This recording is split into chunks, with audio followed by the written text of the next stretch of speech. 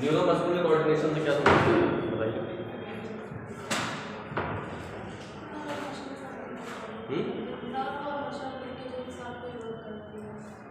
क्या समझते हैं पीछे बताओ अतुल श्रेया, न्यूरोमस्कुलर कोऑर्डिनेशन से क्या समझते हो?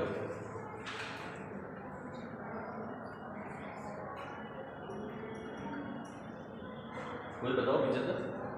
आशी,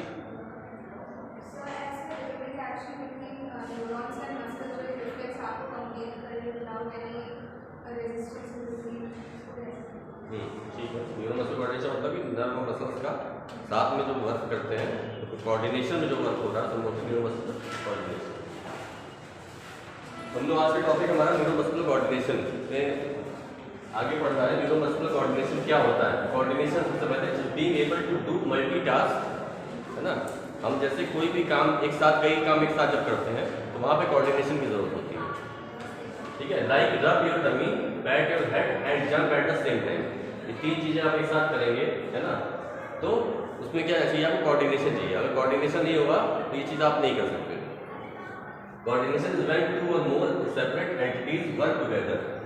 तो समझ रहा हूँ ना कि कोई भी चीज़ जब मल्टीटास्क में आप काम कर रहे हो, कोई भी चीज़ एक साथ कर रहे हो, तो या दौड़ के आप बॉल कैच कर रहे हो, तो वहाँ क्या कोऑर्डिनेशन चाहिए ना। अगर कोऑर्डिनेशन नहीं होगा तो आप बॉल कैच नहीं कर पाओगे, या करोगे तो गिर जाओगे। दो काम एक साथ हो रहा है कि बॉल भी कैच कर रहे हो और दौड़ भी रहे हो, रनिंग भी कर रहे हो, तो उसमें क्या है आपका कोऑर्डिनेशन होना ज़रूरी है, ठीक है। या डांस कोई कर रहा है तो डांस में क्या है, हाथ पैरों का जो मूवमेंट होता है वो कोऑर्डिनेशन होना ज़रूरी होता है ना। ये ग्रुप डांस कहीं चल रहा है तो आपस में कोऑर्डिनेट करते हैं ना कि 10 लोग अगर कर रहे हैं 10 लोगों का हाथ एक साथ चलना चाहिए, पैर एक साथ चलना चाहिए। तो क्या है वो ग्रुप एक्टिविटी जो होती है वो सब कोऑर्डिनेशन में आपकी आती है, बिना कोऑर्डिनेशन के पॉसिबल नहीं है। कोऑर्डिनेशन इज व्हेन टू और मोर सेपरेट एंटिटीज वर्क टुगेदर। और example is hand eye coordination which affect of how well you can catch and throw a ball, है ना। इसका मतलब समझ गए? हैंड आई कोऑर्डिनेशन समझे कि नहीं समझे? क्या समझे? which affect how well you can catch and throw a ball। क्यों अलग कैसे करेंगे? इसका मतलब क्या हुआ? which affect how well you can catch and throw a ball। Ball को कैच करना और फेंकना आंखों के बिना नहीं हो सकता, दोनों का कोऑर्डिनेशन चाहिए। आप बॉल को भी देख रहे हो और कैच भी कर रहे हो, तो दोनों का कोऑर्डिनेशन हो तभी तो। पता आप देख इधर रहे हो और कैच इधर कर पाओगे? पॉसिबल नहीं है। तो वही चीज़ होती है कोऑर्डिनेशन। कोऑर्डिनेशन का मतलब समझ रहे आप लोग। आगे बढ़ते हैं, न्यूरोमस्कुलर कोऑर्डिनेशन की बात करते हैं। It is the coordination between nerves and the muscles. Nerves और मसल्स के बीच का जो कोऑर्डिनेशन होता है उसे बोलते हैं neuromuscular coordination. Under the control of the brain they work together to allow the body to move, ठीक है।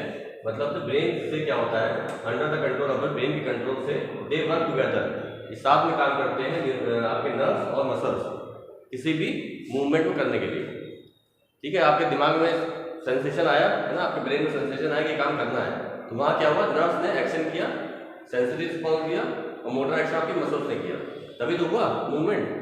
तो न्यूरोमस्कुलर कोऑर्डिनेशन का मतलब यही हुआ। दोनों में से मान लीजिए कोई भी चीज़ अगर डिस्टर्ब हो गई, नर्व या मसल्स का आपस में कोऑर्डिनेशन गड़बड़ा गया, तो मूवमेंट आप नहीं कर पाओगे, ठीक है। Neuromuscular coordination works on 2 levels. पहला क्या, इंट्रामस्कुलर कोऑर्डिनेशन, दूसरा इंट्रामस्कुलर कोऑर्डिनेशन की बात कर रहे थे। Is the activation of individual neuromuscular units with in a muscle fibre. इसका मतलब होता है activation of individual neuromuscular units. Neuromuscular units जो होती है आपकी विद इन मसल फाइबर, किसी मसल फाइबर में जो न्यूरोमस्कुलर यूनिट होती है। न्यूरोमस्कुलर यूनिट मतलब क्या हो गया, जहाँ पे नर्व और मसल्स का जंक्शन हो रहा है तो एक यूनिट बनाता है ना तो वो एक मसल फाइबर के अंदर होता है। The activation of individual muscle fibre is dependent on rate coding. Rate coding जिससे बोलते हैं fire rate of action potential. Action potential क्या होता है, पढ़ा है, फिजियोलॉजी पढ़ा है ना, फर्स्ट सेमेस्टर में था कि नहीं था? एक्शन पोटेंशियल क्या था, क्या काम होता है एक्शन पोटेंशियल का?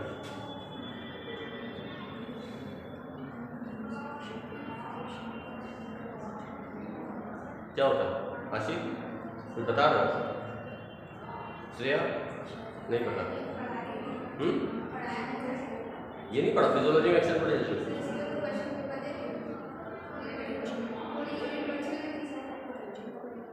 किस में था ये? फिजियोलॉजी में नहीं पढ़ाया गया था आपको? पेपर में आया था? नहीं तो आपने वो नहीं पढ़ा न्यूरो मस्कुलर जंक्शन, ये नहीं पढ़ा था? इतना मेन टॉपिक आपका पढ़ाएंगे आप लोगों ने, नर्वस सिस्टम मतलब नहीं पढ़ाएंगे आप लोगों को। चलिए कोई बात नहीं, एक्शन पोटेंशियल समझ नहीं पाओगे ऐसे, मुझे पढ़ेगी किसी ने नहीं पढ़ाया? नया नहीं पढ़ाया? शक्ति पढ़ा है कि नहीं? नाम सुना है कि नहीं? एक्शन पोटेंशियल ऐसे तो समझाना मुश्किल है, पूरा लंबा चौड़ा आपका टॉपिक है पूरा, ठीक है। लेकिन एक हम शॉर्ट में बताते हैं एक्शन पोटेंशियल मतलब क्या हुआ। जैसे कि ये सप्लाई आती है, ठीक है, ट्रांसफार्मर से आपके घर तक लाइट आ रही है, कैसे आ रही है? तो करंट दौड़ता है ना, वोल्टेज। तो वैसे ही आपके ब्रेन से कोई इंपल्स आ रही है, तो आप मान लो आपको लगता है कि आपके हाथ में कुछ चोट लग गई, आपने हाथ उठाया, रिस्पॉन्स किया आपने, तो जो स्टिमुलस आया तो जो उसका वोल्टेज होता है, स्टिमुलेशन जो आ रहा है वो फील हो रहा है, वो होता है एक्शन पोटेंशियल। मोटा मोटा समझ लीजिए, बाकी तो आपको डिटेल में पढ़ना पड़ेगा। न्यूरोमस्कुलर जंक्शन क्या होता है उसमें पूरा आपको समझ में आएगा, वो अपने आप में एक अच्छा बड़ा चैप्टर है, ठीक है। तो फायर रेटिंग मतलब of action potential, recruitment of neuromuscular motor units and synchronization of motor units, ये आपका आता है इंट्रामस्कुलर कोऑर्डिनेशन के अंदर। फिर आता है आपका intermuscular coordination, relates to the interaction between muscles group. अब आपने उसको लेकिन पढ़ लीजिए, अगर नहीं पढ़ा है अपने आप उसको CNS जो है उसमें जाके न्यूरोमस्कुलर जंक्शन, एक्शन पोटेंशियल क्या होता है, सब चीज़ पढ़ लीजिए, बहुत इंपॉर्टेंट टॉपिक है ये। जितना भी आगे पढ़ोगे सब जगह पे यूज़ करना है। अगर छूट गया तो उसको पढ़िए, नहीं समझ आता तो किसी से पूछ लीजिए। इंटरमस्कुलर कोऑर्डिनेशन क्या होता है, relates to the interaction between muscles group, agonist, antagonist, stabilisers, fixators and neutralisers while performing a specific task और एक्टिविटी। तो इंटरमस्कुलर कोऑर्डिनेशन मतलब क्या हुआ, जहां पे आपके agonist, antagonist, stabiliser, fixator and neutralisers एक साथ जो वर्क कर रही है वो आपका होता है intermuscular coordination. While performing a specific task, कोई स्पेसिफिक टास्क करने के लिए जब ये सारे एक साथ काम करते हैं, जैसे आपको कहा जाए कि हाथ मोड़िए, आपने हाथ मोड़ा, उसमें एगोनिस्ट, एंटागोनिस्ट, स्टेबलाइजर्स, फिक्सेटर क्या क्या होंगे भाई? अगर आप हाथ ऐसे मोड़ रहे हो तो कोऑर्डिनेशन हुआ तभी तो मोड़ पा रहे हो, कोऑर्डिनेशन नहीं होगा तो क्या होगा, हाथ ऐसे से आप करोगे, मोड़ ही नहीं पाओगे, उठा ही नहीं पाओगे। कोई पैरालिटिक केस है अगर, या किसी को कोऑर्डिनेशन की दिक्कत है, कोई अटैक्सिया है किसी को, जो मैं बताया अटैक्सिक होता है ना, अटैक्सिया मतलब इनकोऑर्डिनेशन, तो उस तरह का पेशेंट भी आपके पास आता है, सब कहिए कि अपने नाक को छू लो या कान को छू लो, तो कैसे छुएगा पता है? ऐसे ऐसे करके छुएगा, ऐसे ऐसे ले जाएगा, ऐसे ले जाएगा, ऐसे ऐसे मारेगा, नहीं छूटेगा। आपसे कहा जाएगा आप छू लोगे, तो कोऑर्डिनेशन है इसलिए। तो यहाँ पे क्या है, एगोनिस्ट, एंटागोनिस्ट और स्टेबलाइजर का वर्क क्या है? यही वर्क है कि जैसे आपसे कहा गया कि आप हाथ नाक को छूइए, तो आपने क्या किया, तुरंत आप हाथ लेकर छू लिया, तो इसमें क्या हुआ, एगोनिस्ट जो आपका मूवमेंट कर रही है, ठीक है। एंटागोनिस्ट कौन हुई, जो मूवमेंट अलाउ कर रही है, ठीक है। और स्टेबलाइजर्स कौन हुई, कौन सी हुई, जो ज्वाइंट जितने आसपास के उसको स्टेबलाइज कर रही है ना, तभी तो आप मूवमेंट कर पा रहे हो, तभी तो हाथ आपका ऐसे था, जो वो नहीं कर पा रहा है उसके साथ ये दिक्कत है, क्योंकि उसका स्टेबलाइजर फिक्सेटर काम नहीं कर रहा है, तो हाथ को इधर उधर भाग रहा है उसका, आपका सही जा रहा है, जिसका सही है कोऑर्डिनेशन उसका सही जा रहा है, तो मतलब कि फिक्सेटर और स्टेबलाइजर उसका सही काम कर रहा है। उसने क्या किया, दिमाग में सिग्नल दिया कि आपको अपनी नोज छूनी है, तो आपके हाथ यहीं जाएंगे, ठीक है, कहीं और नहीं जा रहा है, ठीक है। तो वहां पे आपका इनका आपस में कोऑर्डिनेशन होगा, अच्छा तभी agonist, antagonist, stabiliser, fixator and neutraliser, ठीक है। While performing a specific task और activity, the greater the level of coordination between different muscle group the better. जितना अच्छा कोऑर्डिनेशन होगा मसल ग्रुप का, उतना अच्छा आपका वहां पे मूवमेंट होगा। फॉर एग्जाम्पल बाइसेप्स का, provide main force biceps, biceps क्या होगी, तो आप ये काम ऐसे कर रहे हो, एगोनिस्ट कौन सी हुई, biceps, need coordination by triceps, antagonist. इसने क्या किया, आपको इसको अलाउ किया, कोऑर्डिनेशन दिया तभी तो अलाउ किया।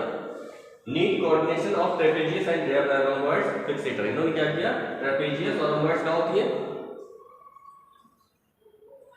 ट्रेपेजियस क्या होती है, ट्रेपेजियस क्या होती है, एनाटॉमी पढ़ी है, ये तो पढ़ा होगा, अपर लिम्ब में था, लोअर लिम्ब में था।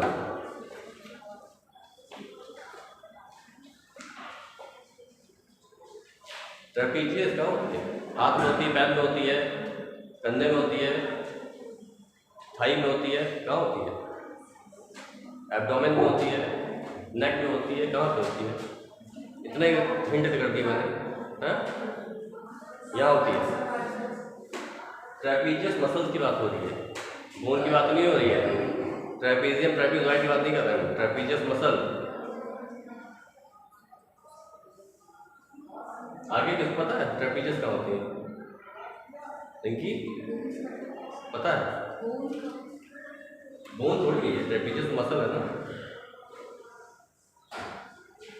नहीं पता,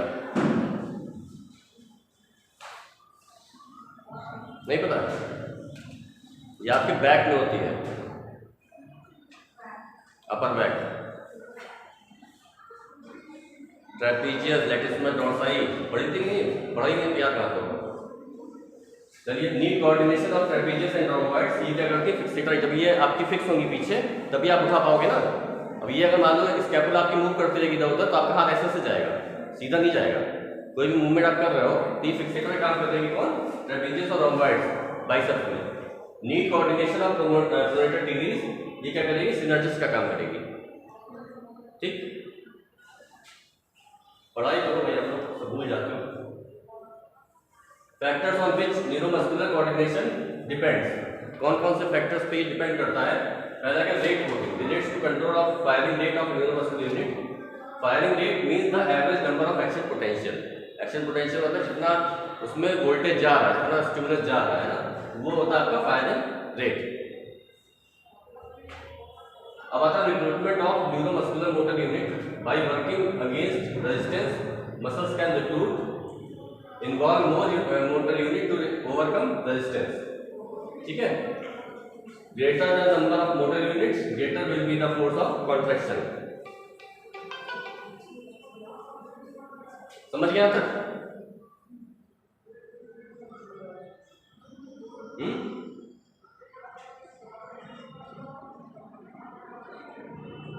समझ गया कि नहीं?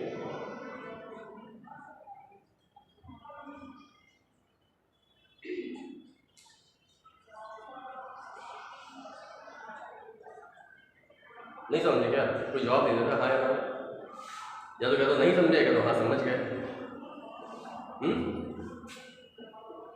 आशीष और कंफ्यूजन वाला कर दिया, नहीं और हाँ तो एक साथ कर दिया। समझ गए? बाकी लोग समझ गए? सबका फेस कंफ्यूजिंग वाला है, समझे कि नहीं समझे? बताओ तो आगे बढ़े, वरना फिर दोबारा बताए। नहीं समझे? बाई वर्किंग अगेंस्ट रेजिस्टेंस, जब आप किसी कोई काम कर रहे हो रेजिस्टेंस के अगेंस्ट, ठीक है, जैसे नंबर इन्होंने लिखा है, by working against resistance muscles can recruit more motor units to overcome resistance. Muscle जो आपकी होती है वो क्या करती है? वो और मोटर यूनिट्स को वहां पे क्या करती है? रिक्रूट करती है, इन्वॉल्व करती है किसी भी मूवमेंट को करने के लिए। वही बात यहाँ पे बोली कि कोई रेजिस्टेंस से जो आप काम कर रहे हो तो यार क्या, greater the number of motor unit greater will be the force of contraction. जितना नंबर ऑफ यूनिट आपकी मसल्स यूज होंगी उतना वहां पे फोर्स डेवलप होगा। समझ में आया? जैसे आप मान लो सिंपल सा मोबाइल उठाते हो, ठीक है, इसको उठाया आपने, इसमें क्या हुआ? बहुत फोर्स तो लगा नहीं, तो उसमें नंबर ऑफ फाइबर्स आपकी कमी होगी। लेकिन इसी की जगह भी 10 किलो का वजन रखा हो या 15 किलो का, उसको उठाएंगे पूरी ताकत लगेगी ना, तो यहाँ पे मसल्स कॉन्ट्रैक्ट करेगी, टाइट हो जाएगी बिल्कुल, तो ज़्यादा मसल फाइबर बढ़ेगी। तो वही बात क्या समझाई गई है? Greater the number of motor units greater will be the force of contraction, उतना कॉन्ट्रैक्शन ज़्यादा होगा। अब समझ में आएगा नहीं?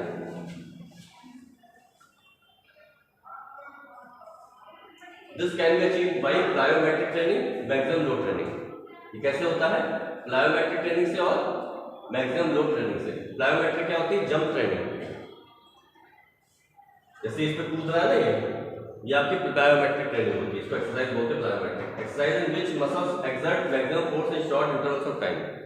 ठीक है, ऐसी एक्सरसाइज जिसमें मसल्स आपकी एक्सर्ट कर रही है maximum force in short interval time.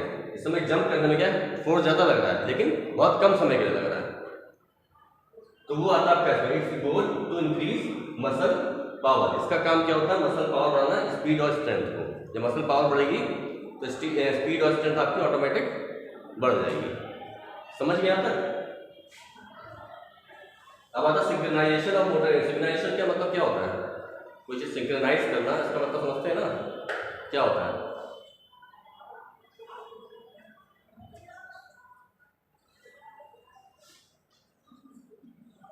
Synchronisation means coordination of events to operate a system. ठीक है, कई सारे वर्क को जब एक जगह इकट्ठा करना होता है उसे बोलते हैं synchronisation. And maintain each event on time, और उसको टाइम पे करना। It is the simultaneous discharge of action potential in pairs of motor units with similar recruitment threshold.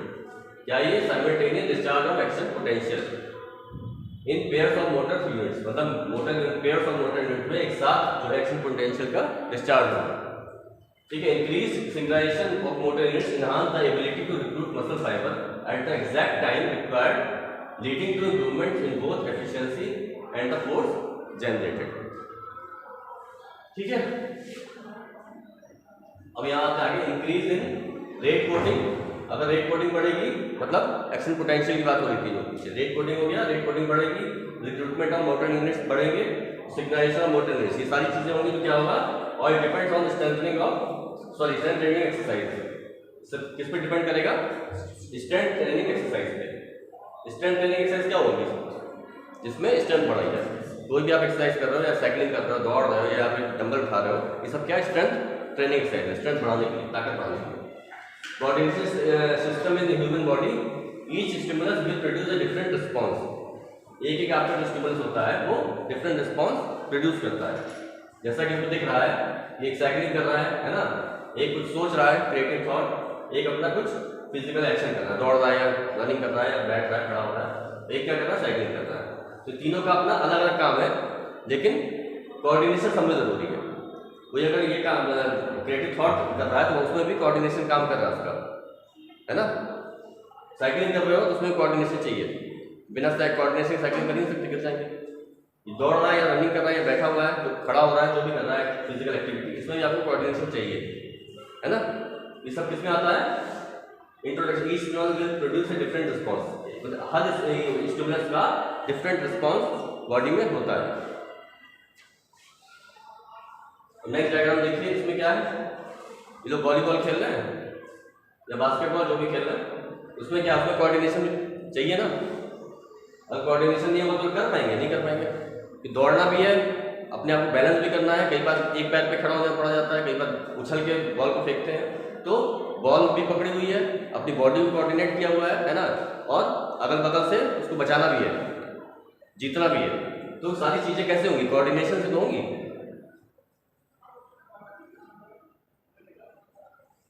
Nervous control. Nervous control क्या होता है? Motor pathway, cerebral cortex, cerebellum और kinaesthetic sensation, ये सब मिला के कैसे मिलता है? नर्वस कंट्रोल में आता है। मोटर पाथवे मतलब मोटर पाथवे का मतलब क्या हुआ?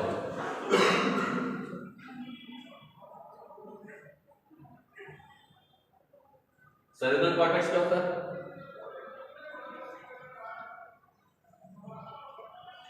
सेरिबेलम क्या होता है?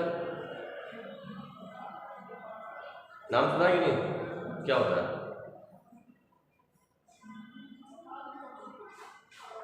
Kinaesthetic sensation. चारों में किसी का नाम सुना है? किसी ने सुना है? किसका नाम सुना है? सारे सुना है। इससे तो बता दो क्या है मोटर पाथवे क्या होता है? बताओ मोटर पाथवे क्या होता है?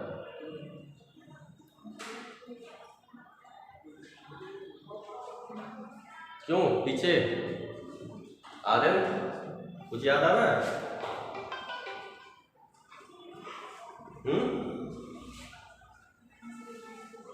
अजमल कुछ याद आ रहा है? ये नाम कभी सुने हैं या नहीं सुने हैं? मोटर पाथवे नहीं होता? मोटर क्या होता है? सबको पता है?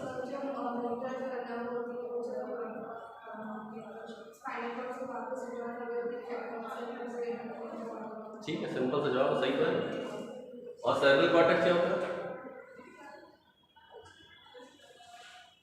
कहाँ होता है? स्पाइनल कॉर्ड में होता है, ब्रेन में होता है, हाथ पैरों में होता है, ब्रेन में होता है। क्यों ब्रेन में होता है? सही बता रही है आशी, क्यों तुम ब्रेन में होता है कि नहीं? सेरिबेलम कहाँ होता है? ब्रेन में, पक्का? क्यों शक्ति? सेरिबेलम कहाँ होता है? ब्रेन, ब्रेन में होता है ना? नहीं होता है, क्यों रखिए? सही बता रही है नहीं?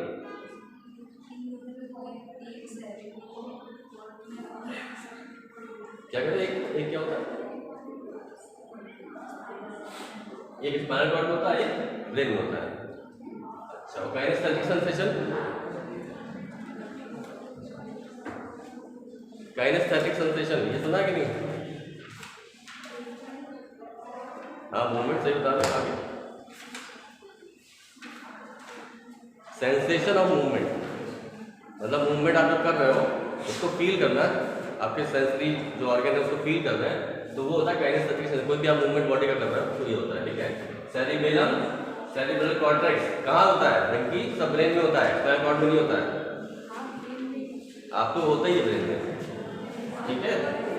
एनाटॉमी पढ़िए आप लोग, आपको एनाटॉमी वीक है, फिजियोलॉजी भी वीक है, पढ़ेंगे आप लोग। Motor pathway, the action of each muscle group is determined by the efferent impulse which reach by the motor pathway. Rashi ने बताया वही चीज, the action of each muscle group is determined by the efferent impulse. Efferent impulse जो आती है वो क्या करती है? Which reach by the motor pathway, वो मोटर पाथवे के थ्रू पहुंचती है। कोई भी आपको स्टिमुलस आया कि आपको हाथ हटाना है तो मोटर पाथवे के थ्रू तो आएगा, ब्रेन तक के दिमाग में आया आपके, वो हो गया सेंसरी, और जो आपने एक्शन किया वो हो गया मोटर। मोटर पाथवे का मतलब यही हुआ ना, यहाँ वो वाली मोटर नहीं है जो सड़क पर चलती है, मोटर कार की बात नहीं हो रही है यहाँ पे, यानी मोटर की बात हो रही है, सेंसरी और मोटर। सेरेब्रल कॉर्टेक्स क्या होता है? Voluntary movement is usually initiated in response to some sensory stimulus. Cerebral is responsible for planning the pattern of movement. Cerebral का काम क्या होता है? कॉर्टेक्स का मूवमेंट जो आपका प्लानिंग करता है, प्लान करता है। This plan is based on memories of pattern used on previous occasion, ठीक है। ये क्या करता है? जो आपने पहले जो मूवमेंट किए हैं उनके पैटर्न पे ये उनकी मेमोरी के बेस पे काम करता है सेरेब्रल कॉर्टेक्स। सेरिबेलम क्या होता है? तो cerebellum is the primary centre in the brain for coordination of movement. Cerebellum का काम है कोऑर्डिनेट करना। तो जब कभी स्ट्रोक होता है तो सेरिबेलम इफेक्टेड हो जाता है, ठीक है, इसमें क्लॉटिंग हो जाती है। तो उसकी वजह से क्या होता है? सेरिबेलम का कुछ पार्ट क्लॉटेड हो गया तो वो वर्क नहीं करेगा प्रॉपर, तो पेशेंट के अंदर इनकोऑर्डिनेशन की दिक्कत आ जाती है, समझ रहे हैं। या फिर जैसे पार्किंसन या इस तरह की प्रॉब्लम है, उसमें क्या होता है? धीरे धीरे एट्रोफी होने लगती है ब्रेन की। एट्रोफी मतलब क्या होता है?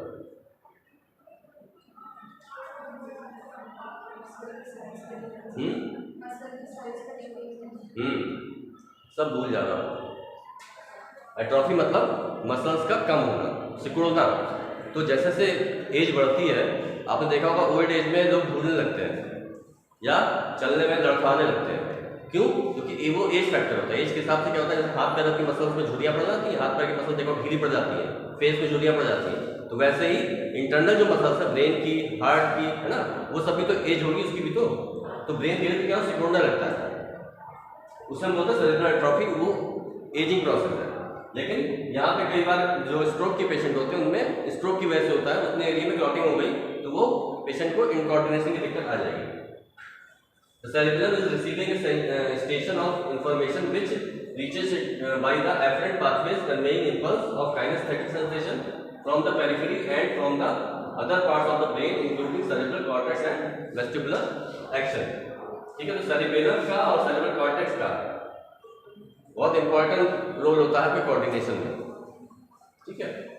अब आता है kinaesthetic sensation. The efferent impulse of kinaesthetic sensation arise from proprioceptor situated in muscles, tendons and joints.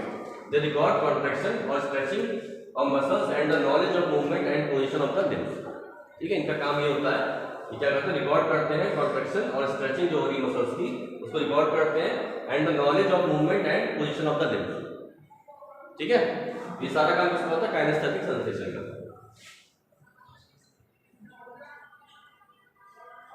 अब आते हैं कॉजेज ऑफ इनकोऑर्डिनेशन। ये इनकोऑर्डिनेशन के क्या कारण होता है, किस वजह से होता है?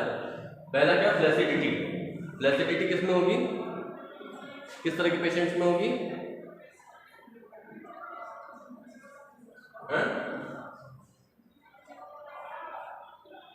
ये बताया था मैंने कई बार। फ्लैसिडिटी क्या होती है? फ्लैसिडिटी